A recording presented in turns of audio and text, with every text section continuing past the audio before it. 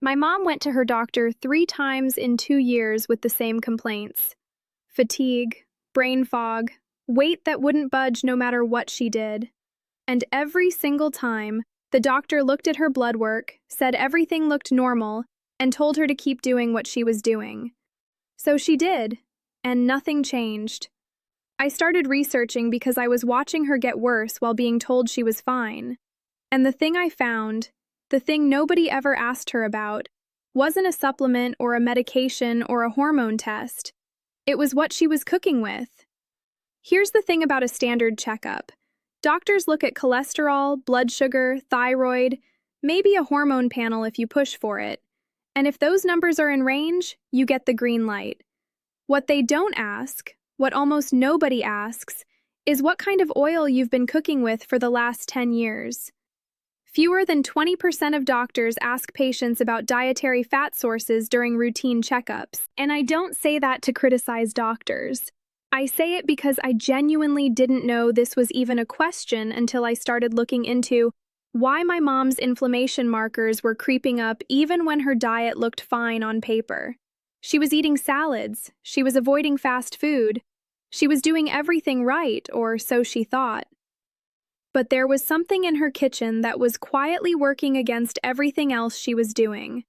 By the end of this video, I'm going to tell you exactly what I found, what I actually said to my mom, and why this one thing might be more relevant to how you're feeling right now than anything your doctor has checked for. So what are seed oils?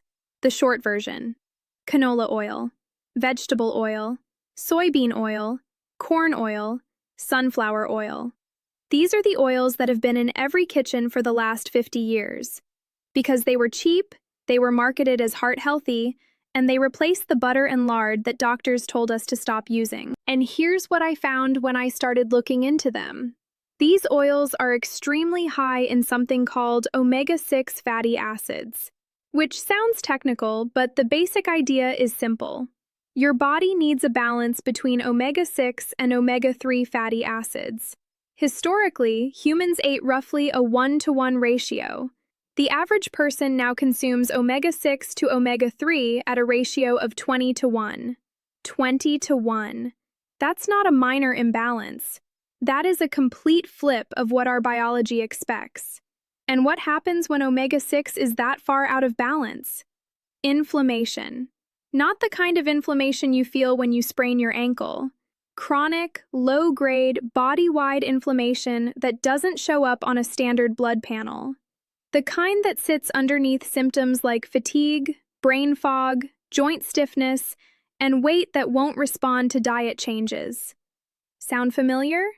Here's where it gets more specific to women in their 40s. During perimenopause, estrogen levels start to fluctuate. And one of the things estrogen does, one of the things it's been quietly doing your whole adult life, is help regulate inflammation. As estrogen drops, your body's natural buffer against inflammation weakens. So you're already more vulnerable to inflammation than you were at 30, and then you're cooking with an oil that keeps dumping omega-6 into a system that's already struggling to manage it. My mom had no idea.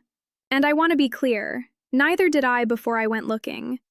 This isn't common knowledge. It doesn't come up in a routine appointment. It barely comes up in most of the menopause content I've seen online. But once I understood the connection, I couldn't stop thinking about how long this had been sitting in her kitchen. I didn't immediately tell my mom to throw everything out. That's not how she works. And honestly, that's not how I work either. I sent her one article, just one, about the omega-6 ratio and what it does to inflammation in women her age. She called me back the next day. She said, "Nobody has ever mentioned this to me." And that's the thing. She's been going to doctors for 40 years. She eats carefully. She pays attention to her health. And this had never come up once. Now, I'm not saying seed oils are the only thing going on, or that switching your cooking oil is going to fix everything overnight. That's not what happened with my mom. But it is what started the conversation that led to everything else I've been looking into. And in the next video, I'm going to show you exactly what we swapped out in her kitchen, what she replaced it with, and what she noticed in the first few weeks. If there's one thing I've learned going down this rabbit hole, it's that a lot of what women in their 40s are experiencing isn't inevitable. It's not just aging. A lot of it has real explanations. They just never got explained. My mom's doctor told her she was fine. Her labs said she was fine. But she didn't feel fine. And that gap between what the tests show and what you're actually living every day is what I keep trying to close. If this sounds like someone you know, share this with her.